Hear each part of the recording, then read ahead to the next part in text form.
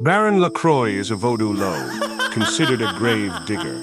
He is said to deal with curses and revenge. Baron La Croix belongs to the Guede Loa, a group of spirits connected to death and sexuality in Haitian Voodoo. He is the master of death, but he can also give life, and in this he is the ultimate crossroads that all living souls must cross. On a humid night in Port-au-Prince, under a sky heavy with storm clouds, the air buzzed with the promise of a storm and something more. At the intersection of two ancient cracked roads stood a man clad in black and purple, his presence commanding, his smile wicked. This was Baron La Croix, the Guede spirit who danced the line between life and death, always at home in the absurdity of both. He leaned on his cane, its handle carved to resemble a skull, and puffed a cigar that exuded a thick, pungent smoke. A small offering sat before him on the dusty ground, a bottle of rum spiked with fiery peppers, an ornate cigarette holder, and a lit stick of incense. Baron La Croix laughed aloud, the sound rough but somehow magnetic, as he surveyed the night. He enjoyed his offerings, but he awaited something more delicious, someone desperate.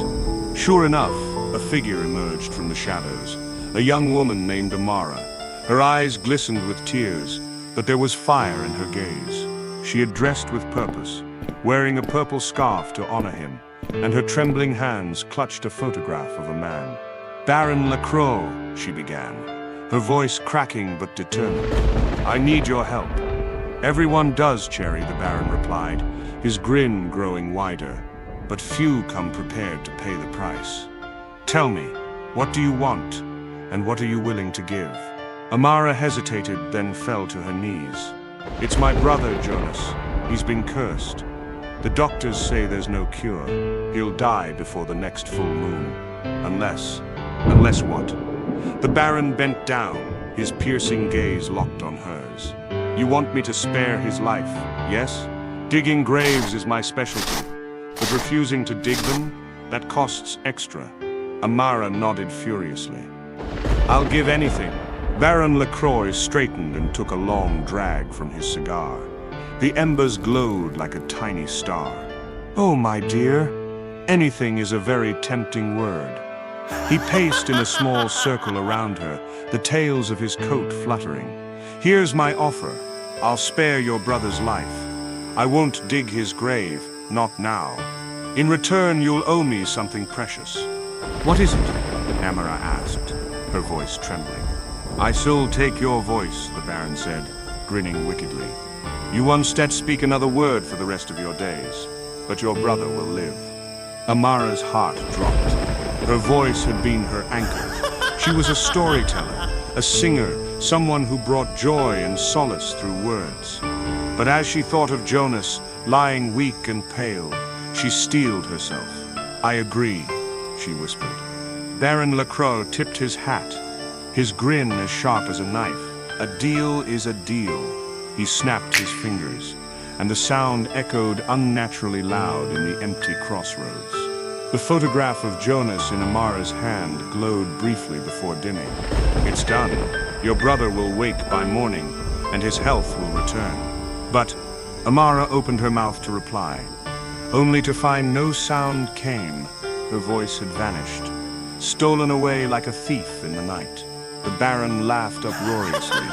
"Enjoy your silence, ma chère. And remember, cross me, and I'll dig 2 graves instead of 1. With that, he vanished into the shadows, leaving only the faint scent of rum and cigar smoke. Months passed, and Jonas thrived, his recovery miraculous.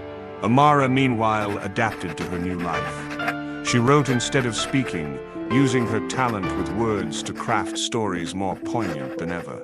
Yet her frustration grew. One night, as she watched Jonas laugh with friends, guilt gnawed at her. She had given up so much, surely, she thought, she deserved to take something back. Desperation drove her to seek out a Haungan, a Voodoo priest who claimed he could undo her pact with Baron La Croix. He was confident, even arrogant, as he performed rituals to sever her ties to the Baron. But when the ritual ended, Amara felt no different. And worse, she felt a chill run through the room as the air grew thick and oppressive. The Baron appeared, his face darker than a thundercloud. "Ah, Amara," he growled, his voice devoid of its usual humor.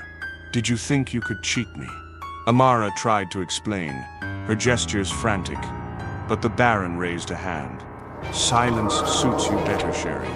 You made a deal, and now you dare try to renege. Oh, I have no tolerance for betrayal." He tapped his cane on the floor, and Jonas's photograph appeared in midair, burning slowly from the edges inward. Amara lunged for it, but the Baron was faster. "I'll spare him," he said, his grin returning, but this time it was cruel. "I am merciful after all, but you'll pay the price for your treachery." With another snap of his fingers, Amara collapsed, her body cold as the grave. In the weeks that followed, whispers spread through the town of a singer who had traded her voice for her brother's life, and lost everything by trying to take back what she had given. Her story became a cautionary tale, a reminder that deals with the spirits were not to be taken lightly. Baron La Croix, meanwhile, returned to his Crossroads, laughing at the absurdity of mortals. "They all think they can outsmart me," he said, puffing his cigar. "But bargains are bargains, and the price must always be paid." And so the Crossroads remained a place of power, where life and death danced together, and the Baron watched over all who dared to seek his help. If you seek wisdom, why not get it from a god? Subscribe to learn our lessons, and thank you for watching. Lessons from the Gods.